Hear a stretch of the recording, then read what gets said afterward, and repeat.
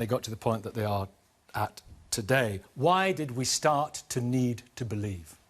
Well, we're a social animal, and social groups coalesce around belief systems. And it's a very powerful mechanism to identify who's a member of your group, especially if you have to take their beliefs on trust in the absence of evidence. But of course, our brains have evolved to try and make sense of the world, to try and predict it. And an unpredictable world is pretty frightening.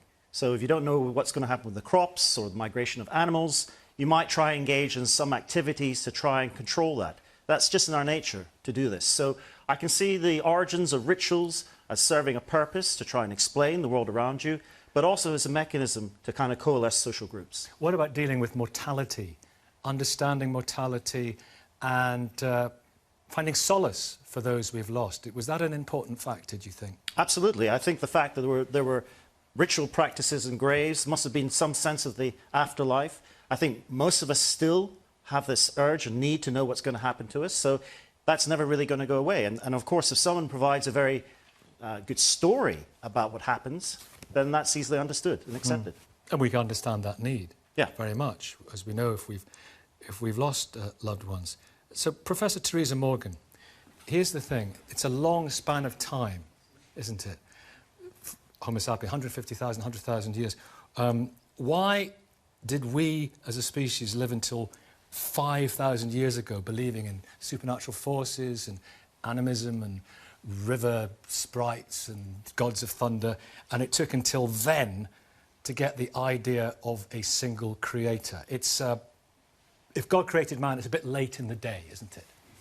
Well, we don't know very much about what people thought more than 5,000 years ago because they didn't leave written records, so they didn't describe very much about, you know, what they did. We don't really know. Actually, I wanted to answer Bruce more directly and say that what worries me about that kind of explanation is if you take an example of something else that is very important to us but a bit different from religion, something like love, a sociologist can say, well, it's all about, you know, creating stable social structures, and a psychologist can say, well, it's just, you know, it's a byproduct of evolution, or it's a way of creating bonding so that parents look after their children, all that. But actually our own experience of love, and say love that creates a long-term relationship, is that it's far more than that. And I think sort of explanations of religion that try to explain religion away never quite capture the full richness of experience of people who believe. So I would say that, you know, there's always a difference between the sort of the insider and the outsider perspective. Well, I believe in fantasy. OK, Bruce, we didn't quite get to the question, which I appreciate what you're saying. I want to come back to it, but Arif, do you want to come in here? Yeah, well, I mean, of course, there is a difference in the insider and the outsider perspective. Could be said by anyone who believes any kind of conspiracy theory or any of the 99,000 religions which you, presumably, and all religious people believe to be nonsense. The other thing I would say is that, of course, what Professor Hood does, two things about what Professor Hood said. I mean, one of them is that it shows that the widespreadness of religious belief is no evidence whatever for its truth, OK, because it can be explained in other ways. So there isn't the slightest reason to believe that.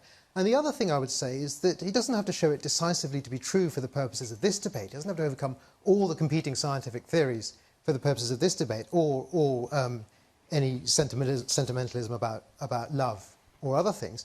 He has to show that it's more likely than people who believe in talking snakes and resurrection. Can I come back to that first point again? Can you go with me on this? There's lots of evidence of goddesses before, and many gods, and animism, and people worshipping animal gods, but there is very little evidence going back tens of thousands of years of worship of monotheistic faith. Can you just address this? Say I'm right. Why would, a rare occasion, why would the idea of this single divine entity come so late to mankind? Well, I still think you don't know, actually, whether it did or not. Go with However, me. Leaving that aside. Just pretend. Leaving that aside. Why would that happen? I think you might say in a lot of religious traditions that there is a tendency for a sense of multiple divinities to coalesce over time into a sense of a single divinity. And I think it happens for different reasons. One is that a sort of Bruce-type explanation might be that single divinities are more powerful, more complex, and therefore more satisfying, more psychologically satisfying. Another reason is that cultures collide and get into wars with one another, and as it were, you decide that your god is, first of all, the strongest among all the local gods.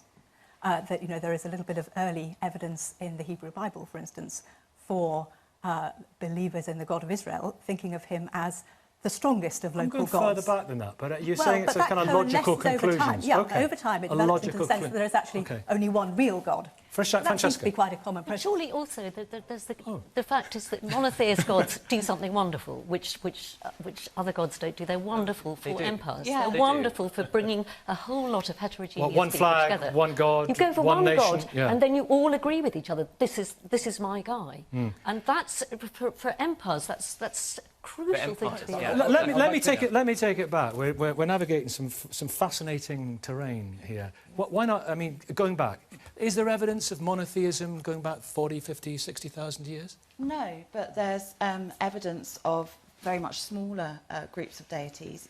The question about love I thought was really interesting because, of course, love is exactly the same as a social explanation for belief or religious practice. Love is exactly the same. We begin to believe, we begin to develop and construct the notion of a deity, something beyond us, because of our continuing social bonds with the people that have gone, with the dead people, our ancestors.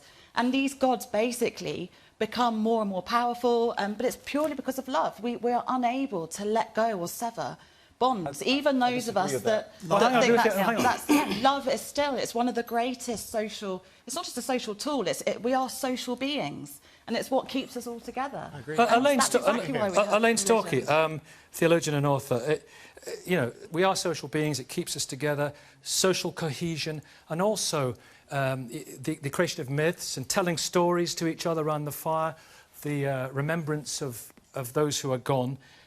You can understand the logic from this side of the argument about that. But if we were created in the image of God, and I know you believe that, what about, I mean, there's evidence of ritualistic behaviour by Neanderthals. Were they, for example, created in the image of God? Huh. There are so many things all packed into together. Well, take the last question first. The last question of a rather rambling question. Yeah, Neanderthals, would they have been created in the image of God? If they were human beings, yes. Well, they were a species of human beings. Yes, well, I mean, in a sense, does it matter whether they were or not? So that's the first question. I'm agnostic on Neanderthals, completely agnostic. What does that mean? It means that I believe that they were there at some point in human evolution. Yeah. Same time as us. Whether they were human in the same way that we are, and therefore, in a sense, whether they had the same relationship with God that human life has, is for me questionable. And therefore, I'm agnostic on it. I'm not. Well, it's interesting, but there's 4 or 5 species of human on the planet at the same time, about 50,000 years ago. Right, yes. But we are the survivors. Bruce? The point of information is that they're still here. Genetically, we contain DNA from Neanderthals. Unless it never went away. Unless you're from Africa. That's the interesting point, yes. Yeah. I'd say monotheism predates polytheism. Basically, if you took all the scriptures of all writing of the world and everything, removed it, 5,000 years in the future, people would say, well, Islam and Judaism didn't believe in any god because we can't find any statues of the gods of Judaism and Islam. You can. And so on, right? What's your evidence? Well, no, not of Islam and Judaism, no, I would beg to differ. No, you can. And of course, if you look at all world religions, polytheistic ones, the Mayans and the Egyptians and so on, they always have a head god, a creator god, in some cases not even represented with an image. What I would say is that polytheism is a degeneration of monotheism. And I think all that the research has shown by some of the researchers down there has shown that humans have a tendency to believe in superstition and anthropomorphize the natural world, yes, but it doesn't mean the natural world doesn't exist just because humans anthropomorphize. Okay. The sun exists, even though people used to think it was a man or a woman, or that the sky was made of a woman, which was the Egyptian belief. But it doesn't mean that the sky doesn't exist and the sun doesn't exist. It means that humans have incorrectly anthropomorphized the natural world, and they've also incorrectly anthropomorphized God. But people come to the conclusion of God because God is the rational conclusion based on the problem of Abdullah, causality. When you said that polytheism was a degeneration from monotheism. Yeah. I don't remember, there was a comedian once called Frankie Howard used to go, oh, you just did that, Tim. I did just do that, yes. And, yeah, I thought when you said there's a comedian who used to, and then you pointed at me, I thought I was going to be the comedian. You can do a turn if you like. Yeah, no, I think, I mean, firstly, there's absolutely no evidence that monotheism predates polytheism. And we need to talk in terms of evidence, don't we? I mean, we've got to be responsible and rational about this. We need evidence, OK? The oldest evidence that we have for religious practice is polytheistic, OK? The other thing I'd say is that we're folding an awful lot in here together Religion is a modern category. I mean, it's been very well documented, lots of studies on this. Religion is a way of understanding the world that we impose on things. So all of these things that we're talking about here, say ritualized behavior by early Homo sapiens. And other hominids. And other hominids, civic cult in ancient Greece, modern Islam, Judeo-Christian monotheism, and so forth. These are not necessarily the same categories of experience, but the one thing that we can tell is that all of these categories are socially responsive. They reflect the makeup of the society at that time. They do things that that society wants them to do. So you don't get Islam before Muhammad. You don't get sort of proto-forms of Judaism and Christianity before these religions emerge. They are historical constructs, and they emerge in that way for particular reasons. Okay, so the civic religions of classical Greece responded to a civic structure, which was basically everyone lived in a city, so you needed a religion unifying that city. Christianity and Islam emerged in very sort of complex situations, but they gained power as part of, as somebody said earlier, as part of a kind of imperial system. So they respond very well. These centralizing religions based around a single god who rules everything, they're very good allegories of empire. They do many other things as well. I'm not saying that's all they do, but they are socially responsive. And if you want one very good piece of evidence for the idea that religion is a social construct, think again about gender, okay? The fact that almost every society that we've had so far has been male-dominated. Almost every religion is male-dominated. That is because the two are responding to each other, religion and society. Right, Charlie. I thought a little twinkle in your eye there. Yeah. I don't have any problem with that. As a religious leader, as a rabbi within a congregation who's dealing with real people who are scientists, doctors. What about the goddesses? Where are the goddesses? Yeah, I think we're re-putting them back in when we perceive God within our modern eyes. I don't think that there's a problem with the fact that revelation continues and that we're, as religious leaders or as people who are practicing religion within a modern world, that we can't have both, that we can't understand that the way that we perceive the world is through our own construct, because we are human. And so therefore the way that we perceive God and the way that we perceive religion is limited by the fact that we're human. And so I look at my text and obviously there are female voices missing. But here I am as a woman rabbi in a progressive movement, very much a rabbi within liberal Judaism who practices her religion in a way that feels relevant and real to me. And that's because I have reconstructed my view of religion based on my own context. That doesn't mean that God doesn't exist because I happen to be limited by my own human power. OK, I want to stick with, because I know you've, Selina O'Grady, author of And Man Created God. Where are you coming from on this one? I'd love to say that. Where are the goddesses? I mean, the point very articulately put by Tim there, that the mere, the manifestation of religion in its womanless form shows that it's created by men. Do you buy that?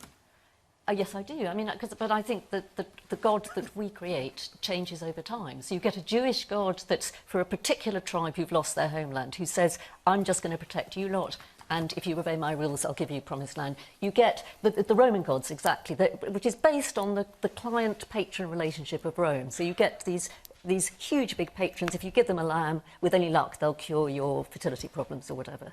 But it's a client-patron relationship on which Rome is based. You get the Christian God, and I'm surprised that love comes in so early, because in a sense, the Christian God seems to be the first real loving God. These Roman gods. That's ridiculous. These Roman gods do nothing but just give or not. I think one of the Jewish things... God, but the Jewish God, I think, is for a specific people. And the thing about the Christian God is that this is what Paul does so cleverly, I think, in creating Christianity, is to open up that love and protection of a particular tribe to a whole group of people who are living in this sort of the first phase of globalization in the Roman Empire, where they've lost all sense of community. They're in these huge big cities. And he gives them a sense of, look, I love you all, you love each other all, in a way that the Jewish God just goes for this particular group. Can you find... love. Love. All you need is love. Can you get it in previous gods and goddesses? Of course you do, and I think it's incredibly arrogant of any kind of Christian to present their own religion as somehow, or any idea of Christianity as being somehow more elevated, something innovative. No, I'm not saying it's more elevated. It just does it. No, it doesn't do Hey, it better. but Francesca, It what are doesn't you, do a it biblical better. scholar or something? Exactly. That's Oh, you are? Right, OK. So, Look, I'm not saying it does it better. Your I'm simply, caricature no, of I'm the simply Jewish saying God it's was aiming, completely it's doing, offensive. it's Absolutely, aiming I to do agree. something completely different. offensive, and I'm amazed that it's such an outdated idea. Of course, the Jewish God, the God of the Hebrew It's Bible, very is a partic- loving God. Listen, I'm it's saying- not about particularity, and to suggest that Christianity somehow opens up this I'm massive saying that deity that's to the how rest the of the God- world is incredibly That's outdated how the God was and tailored. offensive. I'm sorry. love is you're all overrated. speaking at once, And but I'm I want to hear... naked. Wait, no, Let me just say wait. one thing. I Do want, let me just listen, say I one want to thing. hear... We're having a Because I'm just saying- civilised Sunday morning discussion about God, all right? Well, I'm Listen, talking about what how about round- goddesses, Look, then? can I My please just goddesses, answer this, yeah. point, Okay, Francesca, okay, which is okay. that I'm just saying this is how these gods arrive. They arrive to fulfil particular purposes. The Jewish God arrived to fulfil a particular purpose for a particular set of people. But Liz, can we just be clear? Can I just say one thing, which is that Bible. it is a distortion to say that either the God of the Old Testament or the God of the New Testament is probably called loving. Yeah. I can't think of I a more, so agree I can't with think you, of a more absolutely. dull and That's dead spiteful right. Yeah. character than the Jehovah of the Old Testament. And anyone who looks at the Francesca. history of, for instance, the Catholic Church God, could never have... OK, I'm not everybody, talking about- OK. I'm I talking want about to the talk about Constitution, goddesses. and that's I want to fine. talk about goddesses. It's not a sentence I've said a lot in my life, but I do I say it all the right now. I know you say it all the time. Where are the goddesses? Why did the goddesses or goddess get squeezed out of the religious equation? Partly because the goddesses were massively powerful and they played a really important role with the male deities, but also because gender in the ancient world, including the ancient world from which the Hebrew Bible emerged, the world from which the New Testament texts emerged, their notion of gender was very, very different from ours. The deities had a very fluid sense of gender. There wasn't just one male and one female gender. It was a very, very Transgender fluid. deities. Exactly, and they were very... And so different deities could perform different roles.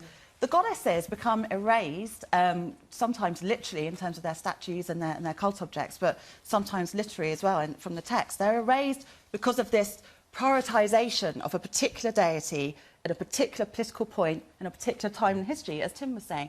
It's all about politics. That's why you get hierarchies. When a human society becomes more hierarchical, even a very small group, it's basically earning the money. You've got one temple, one deity, all the money from that is going to come to that temple. Whoever's in charge of the temple is going to have more political power. It's a centralisation. And that's where the idea of the prioritisation of one deity comes from. So the goddesses never disappear. People continue to worship the goddesses. I mean, in one way, she's reinvented, if you like, in the figure of Mary, the Queen of Heaven, within Christianity. Yeah. Listen, I heard out the corner of my ear. ISIS. Oh, dear. Elaine, stalking. I'm sorry, this has been around 30 years. It's a tired, wearying concept that somehow Mary is a reincarnation of a goddess. Queen of Heaven, her title please, is a please let goddess me finish. title. Let me finish. I think what we're hearing here, and I'm interested in the debate, it's a good debate because we're looking at the social constructions of religion, the social constructions of deities and so on. And in that sense, of course, human beings have been creating gods since time immemorial, and they have been worshipping them, bowing down to them. They've made them of marble, stone, wood. Or trees. Trees, suns, moons, and so on. Yes. Everything, male and female, all kinds of genitalia going on within the Godhead, and You're not wrong. spurious relationships, you know, really weirdo things going on between Roman sexual gods. One and so on. person's weirdo thing is another person, you know. Leaving all that aside, Nikki, if Yeah, we're yeah. not interested in your ramifications here. Yeah. I mean, so nobody's disputing this. I mean, this, you know, any scholar, any half-baked scholar can go to any book anywhere and find this out. So why we're giving... Let me finish. Why Let we are Elaine finish, giving- please. Please let Elaine Why finish. are we giving this an enormous intellectual status as though somehow this solves the problem of religion right through the earth and explains They're who not God is? half-baked scholars. They're the Great No, I'm British not Bake Off, suggesting- full-on, full, wonderful, I'm caked scholars. saying over any here. half-baked scholar could Right. Wait find a this minute. information. But the point is, what we're looking at here are epistemological questions. Questions about how we know, how we do our research, what kind of research do we do, and what methodology we do use. Well, actually, the questions about God are ontological questions, about the whole nature of being. What is it to have a divine being, and what does that divine being look like? And that divine being is not something we can create. As little Olivia, a 12-year-old, said to her mother the other day, we just don't have the intelligence to create a creator. We're only mortal human beings with mortal minds. On which point, there's time. Don't worry, everyone, there's time. nice line, On which but point, no. I think it's the perfect segue now into a representative of the oldest existing religion on Earth.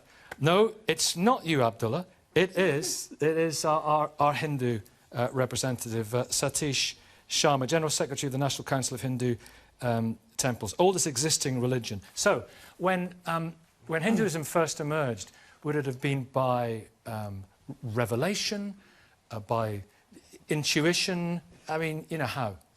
It's been difficult to sit here, but it's always good fun to see our adolescents at play. I would just share that the lens through which all of this discussion has happened so far. What about the question I just asked you? Never mind lenses. Never mind lenses. Okay, very straightforward. Yeah. We have a tradition which says that mystics are always followed by miscreants. And so far in the discussions, we haven't really touched on the notion of a mystical experience. In our earliest records, there are records which are recorded by mystics. And in terms of our time frame, we go back a little bit further than that. And we celebrated 5,154 years of the articulation of one of our core central texts, because there are astronomical references within it which help us to define time frames. So we work on a different cosmology in a different time frame. But this notion that mystics are always followed by miscreants is very, very valuable. There is an established tradition. We have thousands of books, and they're all the records of people who have engaged in some sort of a practice involving them introverting and connecting with a sense of union with every other creature on the planet and on the planet itself.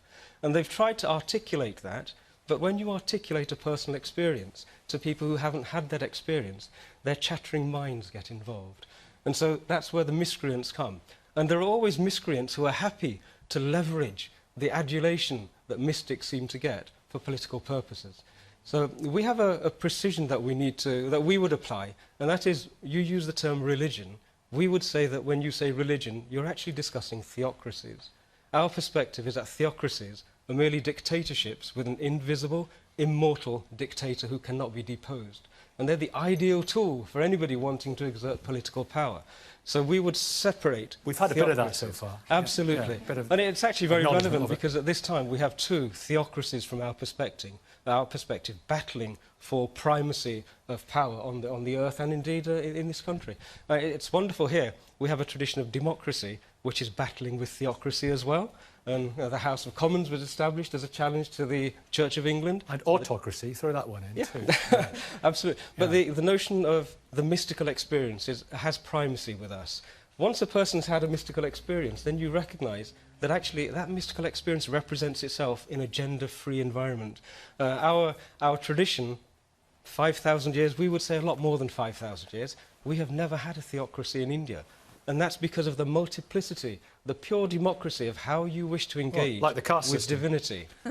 Well, caste is a Portuguese word, and like all words have concepts behind them. There is no word in the Indian Sanskrit or indeed the Hindu vocabulary for caste. I would share with you that caste is something that was exported to India, and it has no place in the Indian scriptures. Still got it, though. Nor indeed practice. In a minute, Cole. Arif. Thanks. Yeah, I think Satish actually put his finger on an important distinction. He did. There is a difference between the sort of votive side of religion and the mystery side of religion, the side which involves social interactions and the side which involves a kind of inner experience. And it's true that a lot of these explanations we've been discussing are to do with religion as a social phenomenon, but there is something else as well, which is the mystical experience. But of course, that's not to say that that has got no explanation. There's a variety of competing psychological explanations for that to do with behaviour of the temporal lobes and various other sorts of theories.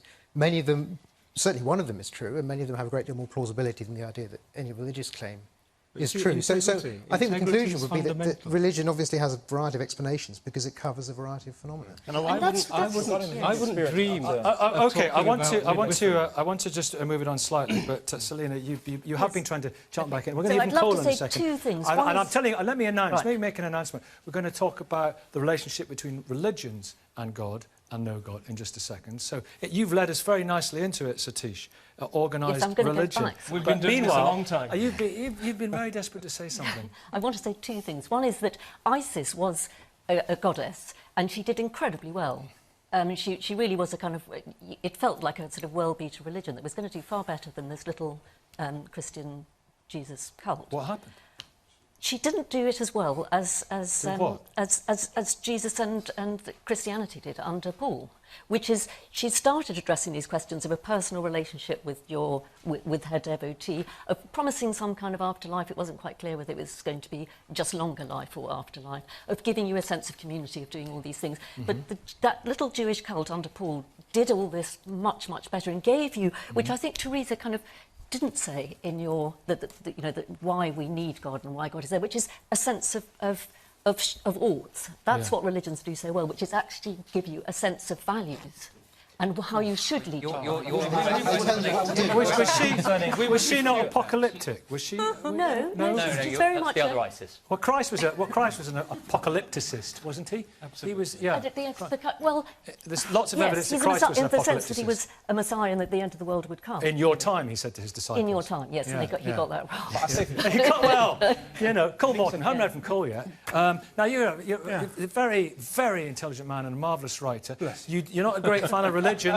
You're not a great fan of religions, but you're a big fan of God. I know that, if that's fair to say. If there is no God, can you understand the logic of the development of religion in our minds? Absolutely, I can. I'm not a theologian or a scientist, I'm just a storyteller. And I know that when you start to tell a story, one of the things that happens next is that people begin to take control of the story. They say, this is my story, and maybe it forms their community, maybe it forms their identity, maybe they go to war on the basis of it. And what we've seen in religion is we've seen that, one of the reasons why we talked about the goddess, one of the reasons why the goddess is very popular in contemporary culture, why neo-paganism is embracing the goddess in a big way, is because we've had many, many years of patriarchal, oppressive religions. So that is bubbling up, and we're seeing that. But we're now also in a place where one of the stories that people are telling is, we actually have grown up, we understand the world better, we can do all of this on the basis of rationality and science. And therefore, as you said earlier, all of these stories from all of these places have now got to be judged on the basis of science. Well, that's another perspective, it's another act of faith. And when I think of the... It's not an act of faith, Cole. There could be better evidence. Well, OK, I mean, if you're telling me that you think that science ultimately contains all of the answers... Science works. Well, I'm not talking about working. And science is tentative, that's the beauty of science. Yeah, but indeed it is when it's done properly. But what I'm talking about is we can describe... It's continued, it's tested, and it's survived. We can describe what is happening in front of us in all of these different ways, but that doesn't take away the sense of mystery. The sense of there is something else. And it may be that all of these competing stories have an element of truth in their own way, but what they're not doing is revealing to us aren't you in the danger of falling into the notorious God of the gaps here? That once upon a time they were saying, the thing is, there's always going to be a mystery. We're never going to understand what thunder is. Then they understand it, and the gap moves elsewhere. You're in this subatomic world. We're never going to understand the subatomic world. Embrace it. That's where God is. And then, when we understand the subatomic world, you've got a problem. Well, we're 96% of matter. We don't know what it is at the moment. But when we do, when you go subatomic, the mystery widens. When you go cosmic, the mystery widens. God is in the I want to just say the gaps are moving. I want to tell you something from the Indus Valley. Okay, this is my favourite story about this. There's six blind men. They're blindfolded in a room, and they're holding on to this creature, and they're saying, "What is this creature?" And one of them saying, "Well, it's a rope. It feels like a rope." Another one's saying it feels like a sail. Another one's saying it feels like a great big tree trunk. They're all grasping onto different aspects of an elephant. The elephant is still there, even while they're arguing about what the elephant is really like. And the message is be careful what you grasp, especially if it's elephant. Absolutely. Arif, do you want to come back in here? Science. Yeah, I mean, one thing that I would say about then the we'll move on to religion. is that, of course, there have been, as you said, Nikki, thousands of gaps, as in things we couldn't explain at the time. Every single one of them that has been explained by science hasn't been explained by religion. So we've got about as good evidence as you could possibly have. That no gap concerning our understanding can be filled by these religious beliefs. On the point about mystery, I mean, I agree that in a sense, one needn't be a materialist or something. You can certainly think that there are other things in life, there are things that have value to people and so on, but people can have value for each other. People can care about things that matter, like music, the arts or science, one another, personal relationships, political activism. There are so many things in life that can matter to people and give life meaning that have got nothing to do... What you're doing is claiming... nothing to do You're doing the same as the religions are doing in claiming this is my story and my story is true. Let's move... No, I want to move on to... Really, we can pick up actually monotheism and religions in general. Islam, the new kid on the block, Abdullah, came along very, very recently. And you've got... Well, for a couple of years. Yeah, well, no, you've been coming on this show for about 3 years, but Islam itself came along, what, 7th century, was it?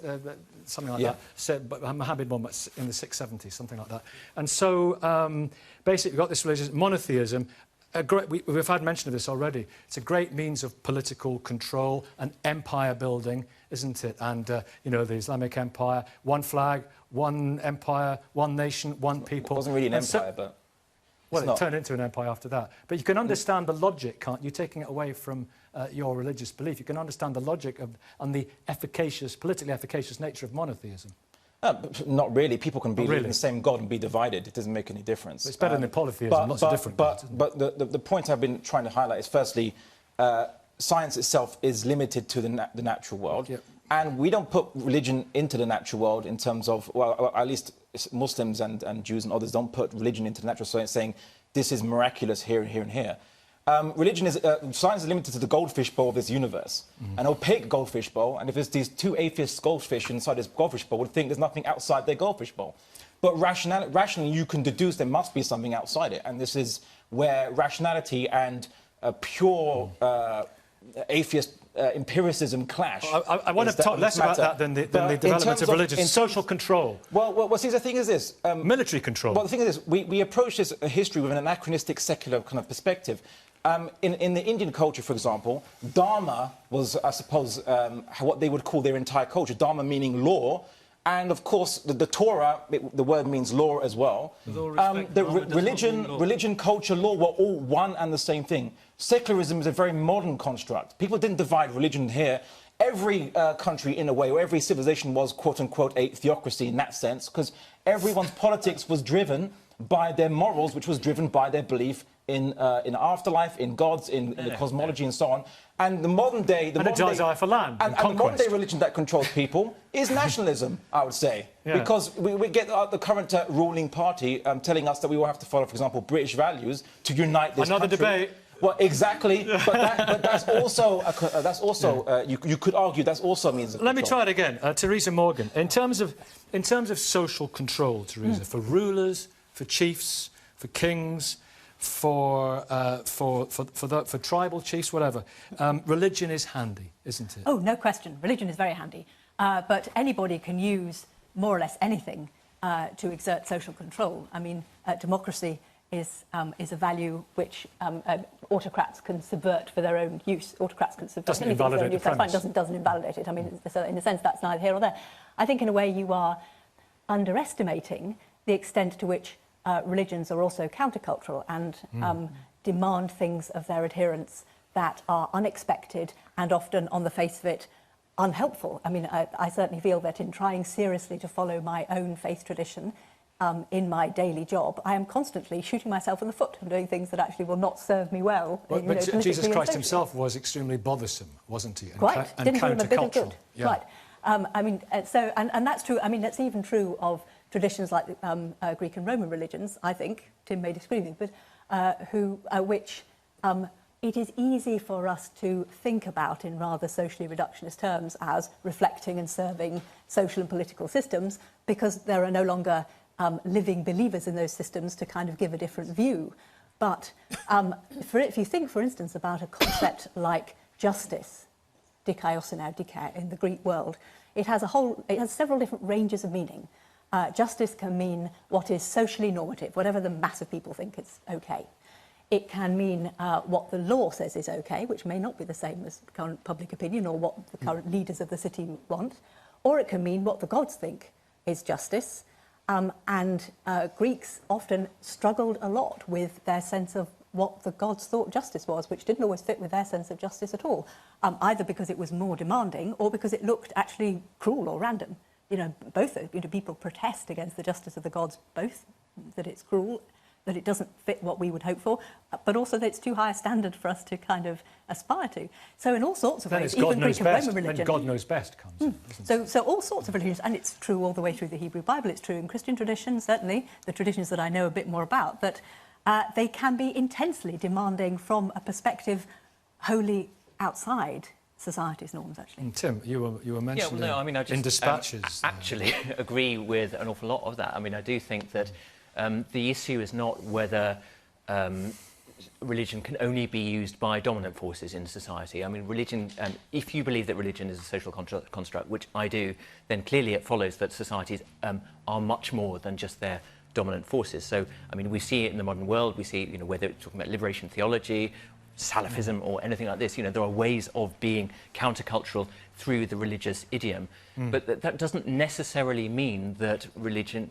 So the question really is, here is what is driving what, isn't it? And I think that's the... And I'm kind of quite open-minded about this, actually, but the question is whether religion is something that we can identify as distinct from society, that somehow stands behind it and pushes it forward, which seems to me more of a kind of a believer's point of view, or whether, as I would see it, religion is actually part of the idiom of a given society and is a flexible medium that can be used by different people for different purposes because, hey, yes, societies are complex. Rupert, we haven't heard from you yet. Hello. Hello, welcome. Isn't the, as we're on religion, isn't it the inevitable consequence of monotheism, an in-group and an out-group? A them and an us. We know the truth and they don't. No, absolutely not. I mean, one of the questionable statements made so far today is if I think my religion is right, then the other 99,000 are wrong. I think on the contrary, it's a consequence of believing in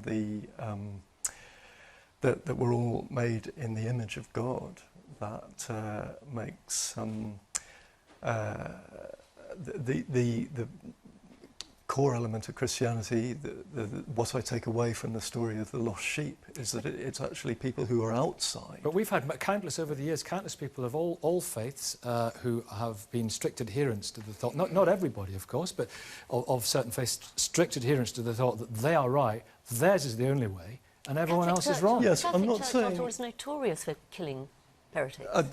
Absolutely. I'm not saying that the message hasn't been corrupted. I'm going to a slightly higher authority in what I believe about God. It's always very easy to defend religion by pretending that what you want its message to be has actually been corrupted by the way it's played out in history. It's very hard to think... No, it's true. No, it's not. Very it's hard disingenuous, and I'll tell you why. Any statement that's more historically verified. It's disingenuous to take the authority, to take the institution of religion and judge a set of beliefs on the basis of what some people have done in that institution is disingenuous. What Rupert is talking about is what his particular religion calls us to, which is a higher kind of love, and actually, you know, that's the two things are completely a higher different. kind of love than what?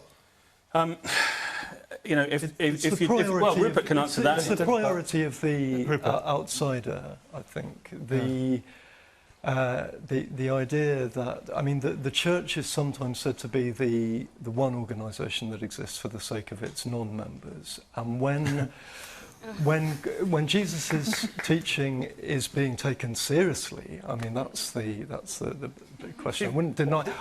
Good heavens, it's because I'm a Christian that I've got fairly robust views on the dysfunctionality of the church. Yeah. But when the gospel is taken seriously, then the message, surely no one would deny that at the core of Jesus' message, whether one accepts it or not, is one of radical self-giving love. Okay. Then it's not about them and us. Audience, let's have some thoughts from the audience. Gentleman there, hello, yeah, on you go. So, essentially... Quick points, please. Okay, yeah. so it seems to me that the question, did man create God? What the Honourable Rabbi said earlier is very important. Ultimately, any conception of God that we have is going to be through our hearts and minds, through 2 ears, 1 nose, 2 eyes, 1 brain. And so, of course, it's going to be... in the case of some of 2 these brains, people, of course, yeah, maybe 2 brains in the front row. But it seems that, you know, so obviously it's going to be anthropomorphized. So the question then becomes, you know, does God exist? Which is, of course, an impossible question. And I think, although this question is important, maybe... one which might be more worthwhile asking is how does God, or whatever we mean by God, realise himself in our hearts and minds? And it's too late, we're 40 minutes in. but yes, I mean, but this is interesting about social constructs and so forth. Lady there in the red top, just a quick point from you, go on. Just going off the point he just made, does God exist? I don't believe it's an impossible question to answer. It's just that it's whether or not people want to believe that God exists or not, and I believe that the evidence of God is all around us if only we were to open up our eyes and accept that. Bruce Hood, what does the concept of a divine judge, if you've been good, if you've been bad, tell us about, in your view, the societies from which it comes? We've heard a lot about love, haven't we? But I have to point out that a lot of religion is fear, and that works in that way. And that's a way in which you can improvise, or you can put into place social control by not breaking the moral code. So a lot of religions are based on fear. Fear of death, fear of infertility, fear of poverty, and fear of retribution. So one of the ideas... The fires of hell. Fires of hell. I mean, if you just have to look through the history, it's quite clear. Not only are they attacking other religions, but within their own, they're using that to control people. So I think that's something... It's not about control, it's about accountability, right? Right, it's still... You don't want like Hitler getting off scot-free in the afterlife, right? You want him to be punished, or at least there should be some accountability. It might be a better religion it's not if you about did control. want Hitler's getting off scot-free in the afterlife. If you believed in a God of forgiveness, actually, that might be better. There's the OK, well, we're still over here, because it's interesting. That's an interesting diversion there, but this whole idea of hell and of punishment. Carry on, Bruce. Yeah, so there's research showing that children will spontaneously think or behave themselves if they think there's a ghost in the room, or they think that they're being observed by some supernatural agent. And one of the ideas is that we then kind of transpose that father figure, or that authority figure, to become a divine God, so that becomes a moral compass for how we behave. Yeah, there's an ancient Greek who said exactly that in 5th century BC. He said that there was a wise lawgiver who gave us laws, and then we carried on being naughty in practice, in private, and then that wise lawgiver also invented religion so that we would be pleased in private as well. It's exactly the same idea. Speculation. In the Bible as well. Speculation, says Abdullah. Elaine, I want to hear from Satish in a second, but Elaine, I feel I want to hear from you on this. I want to hear your wisdom and your thoughts on this idea of divine judgment. To the casual observer, it looks like a human construct. Yes, and in many ways, the way in which we go about fabricating judgment and pronouncing judgment on one another is very human. And it's about blame.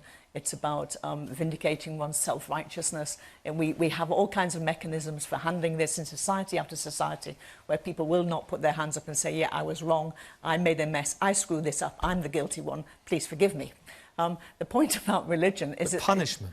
Yeah, but the punishment is almost irrelevant. It's a secondary issue. The big issue is... Not if you're being punished. The big issue is why do people do this? Why do people relate to each other in this kind of way? And what do they expect as a result of it? And Arif earlier on said that science has explained so many things and religion explains none of these things that science has explained. This is not what religion is about. Religion, and I would include many scientific religions in this. What's scientific religion? Secular religions, which are scientistic. In other words, they have faith in science as producing all the answers, all the understanding and so on. It's not faith. But let me finish. Well, hang on. That's a very vital point to get a quick response on before we proceed. Arif? It's not, yeah, just on that particular point, it's a common trope amongst theists, and it's a completely false to say that science is some kind of faith. There is no better evidence for anything than there is for any of the many scientific theories I could mention, like quantum theory. Are you saying quantum theory is a faith? Are you saying relativity is a faith? No, you're not listening. Are you saying the germ theory is a faith? You are not listening. What is the thing that you're calling a faith? You're not listening. They're always divided. A bunch of scientists always want to disagree with each other, always want to disprove each other, and that's the dynamic of science, which is absolutely... Let me get back to punishment. There is no... Let me say where I am, because I need to finish this now. OK. Because scientism is a faith in science. It's a faith that actually science ultimately will have all the answers to all the questions that we can have. Whereas often science simply does not have even all the questions. So it's got more answers than it did have, so it's moving, like that. The gap's getting smaller and smaller. It's fantastic that we actually... There are scientists who are Can I just finish what I'm trying to say? Of course there are. So basically what's going on with all of these kind of positions, whether they're religious positions, whether they're secular positions, whether they're political positions and so on, is that they're offering people worldviews. And worldviews are those things that are actually underneath all of our social ramifications and our societal developments. So worldviews are answering fundamental questions like, who or what is God? Who am I? What is it to be a human being? But they would say the non-overlapping magisterium, they're separate. You've got to say, I mean, what is reality? Cole's right. We're going to go to Satish. I mean, some of the great scientists are theists. Some of the great evolutionary biologists, Ken Miller, Francisco Ayala, are theists. Can I make a point about that? Which makes the point that they are separate magisteria. Satish, I want to hear from Satish. And I'll tell you why. I'll tell you why I want to hear from Satish. Because if we're talking about divine punishment or retribution or reward, you are on a constant, as we all are, as you believe, a constant cycle of reincarnation until we reach a stage where we are free from birth and free from death.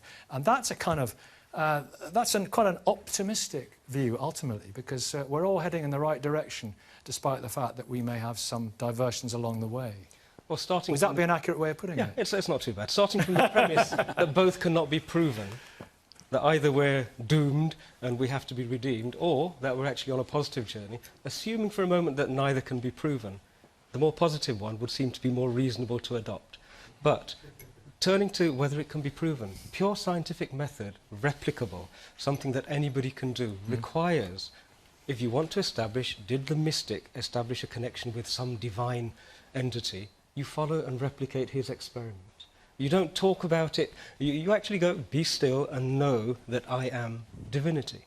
And so unless you have actually done that, then it's all noise. It's just mental cogitations and... What's one of these mystical events like? What is it like to experience? Have some of us experienced it before when we've been listening to, I don't know, Elgar's Cello Concerto or Sergeant Pepper's Lonely Hearts Club? Have we experienced it? Have we gone in a kind of state that you're... What are you talking about? In fact, I would suggest that it's the natural default for all of us. How do we are reach all it? created to experience something within us which, when it's removed, this body falls apart and decays and decomposes. Have some of us experienced it without realising that it's a mystical thing? I mean, what is it? I would suggest that there are... The chattering of the mind, once that ceases, then you start to have an opening inside. And that opening is the first of the journeys. But there's something Francesca said, which I wanted to touch on, which is to do with gender and to do with creating Then gods. she can answer you. Carry on. Misogynists create misogynist gods. Yeah. Right? You can identify the nature of the person who has created that god, and indeed that then reeks of a theocracy in its birth.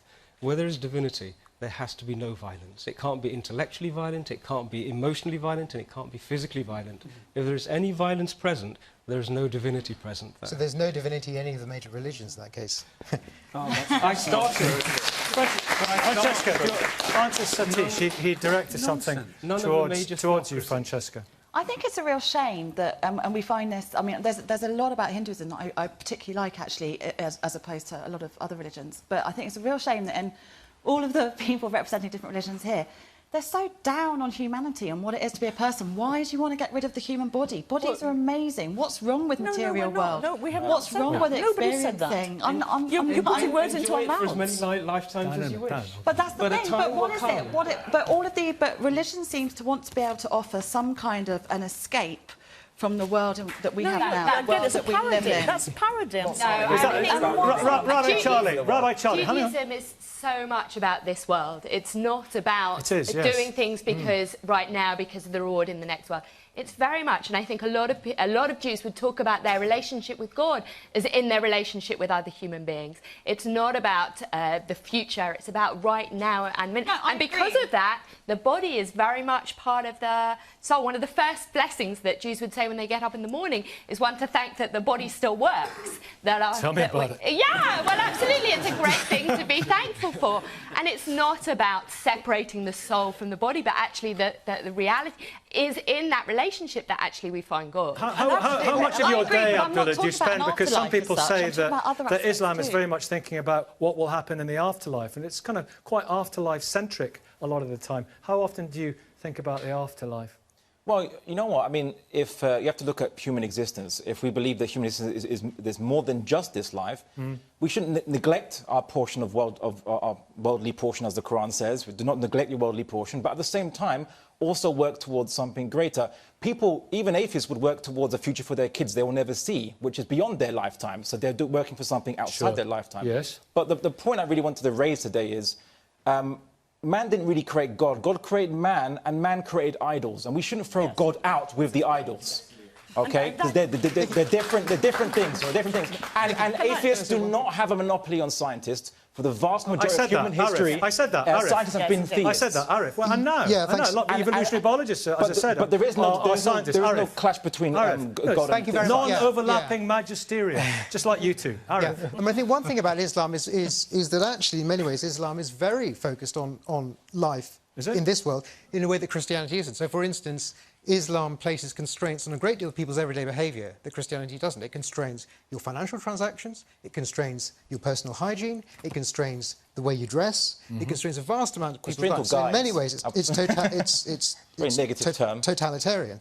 And the other thing I would say is that, of course, Islam is not the only one, these other religions do, but many religions have a very severe and deleterious effect on people's lives in this world. If you think all the people who are homosexual and the things they've suffered because of religion. All the people everyone's conscience is totalitarian. All the things that are going on in Raqqa everybody's conscience is totalitarian right now because of your religion. Wait, everyone's conscious. Wait, that might be easy for you to say, but everyone's conscious. Wait, everyone's conscience is a totalitarian. Everyone's conscience guides them throughout the entire day. What do you mean everyone's conscience is totalitarian? Yes, because... What does that mean? Well, totalitarian means if it encompasses every aspect of your life. So we would like to think that a person's conscience would guide them through every aspect of their life. What they do, how they treat people, helping people and so on.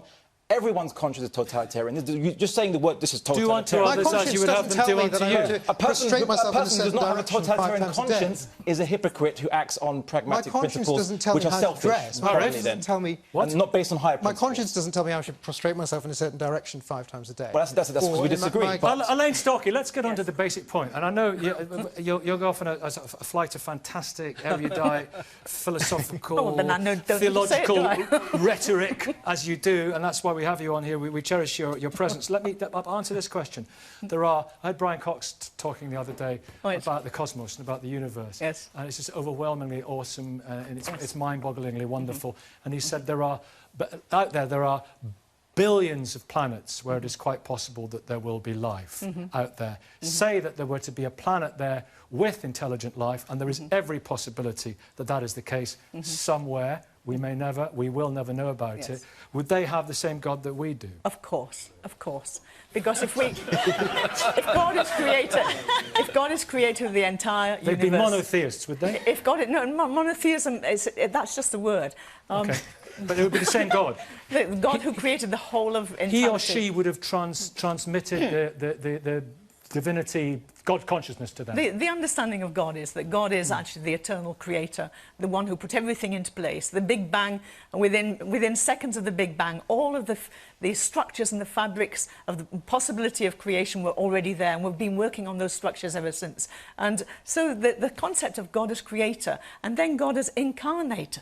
I mean, the whole creating a world that created itself. Yes, that carries on working with God, creating itself, but then God becoming part of the world. And this is why Francesco is so utterly wrong about the fact that Christianity doesn't care about the body. Of course it does. Christ became a body. He was a body. He lived along other people. He suffered as a body. All right, Francesca's got to answer that question. Wait, let's get a clear answer. Go on. In order to push through mortality, in order to deny human experience. Not at all. This is a God who became a human who supposedly didn't have sex, didn't have much to do with women, told people to reject their family. Told people to reject their Elaine, I'll be back with you. I'm talking about the biblical portrayal. Obviously, I don't believe this. He told people to reject their family and to give up on their sense of tradition. This is not a God who cherishes what it is to be a human by becoming materially embodied. This is about a God that puts it on like a dressing gown and then takes it off again. It's absolutely ridiculous to think that poor, crumpled corpse on a cross is somehow a celebration of what it is to be human. Then I think I do have a right to reply on that. You do have a right to reply, of course you do. First of all, Jesus was very, very fully human in the sense that he was there to demonstrate love. He was there to actually call human beings to a different kind of life, a different life of love towards one another, love towards God, of actually well-being, of going the extra mile, of forgiveness, most of all of forgiveness, of not allowing somebody else... Please let me finish. Not allowing somebody else's damage to damage you, but to actually be able to transcend that. So the whole issue of women is such a nonsense, because the people who supported Jesus financially were women. Some of the greatest disciples were women. The women were the ones who went out and spread the message. And yet, where are these women represented in the religion? Where are these goddesses? All over the place. I'm afraid you need to read the Gospels better. And I'm going to stay with the women, right? You need to. No. She's a biblical scholar, to be fair. Well, there's scholarship and scholarship. No, where Francesca... hang on. Listen, this is good. I'm going to stay with this one. Francesca, there's scholarship and scholarship. Yeah, what I find really interesting about scholarship quite often is there's an awful lot of intellectual gatekeeping, and there's an awful lot of older generation scholars who like to keep younger scholars down. There's nothing wrong with my scholarship, I assure you. OK, I think, to be fair to Francesca, where I agree with you... God bless the peacemakers, that's what I say. I have a great deal of sympathy with both of you, I would like to say.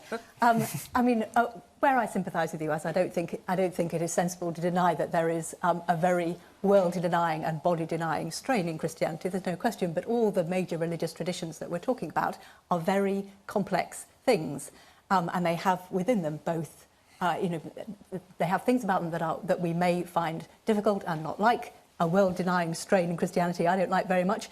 A strain in Christianity which colludes with worldly rulers I don't like very much. But that's not the whole of the tradition. One thing I find, we were talking a minute ago about science and religion, one thing I find discouraging a little bit about debates between science and religion and scientists It's not and really religion, what this is, but yeah. Well, we have been talking about it, and I think it's an important kind of framing issue in the argument, is that we think about and talk about and evaluate science on its aspirations, on the best of it, on what it hopes to achieve. We slightly tend to ignore all the ways in which science is also socially framed and socially controlling. Self-regulating, that's the point. But it's not. It's drug company regulated. It's politically regulated. Well, that's not science. That's not science. Bruce, go on. No, get response. That's quite a thing to say. Bruce. That's fundamentally wrong. No, you have to sign a declaration if you have a conflict of interest if you're producing a scientific paper. Now, of course, drug companies are driving the agenda, but a good scientist will be accountable. The results will be replicable. Everything will be evidence-based. And repeatable. Listen, the last word, and it's going to be a 20-second sentence from Cole Morton. Cole Morton, as long as we're on the planet, Homo sapiens, will God be around? Yes. God created man and woman equal in his image. And it's preposterous to think that Christians exist on another planet. But if God does exist, then that God exists in that other planet. And it's the kind of God that Elaine and Arif and Francesca and my friend here are all trying to describe and to get to, or to ignore. Thank you very much. Thank you all very much indeed. That was for you, that round of applause. As ever, debates continue until the next Sunday. We're live from Uxbridge. Do join us then. From now, it's goodbye from everyone here in Oxford, and have a great Sunday. Thanks again for watching.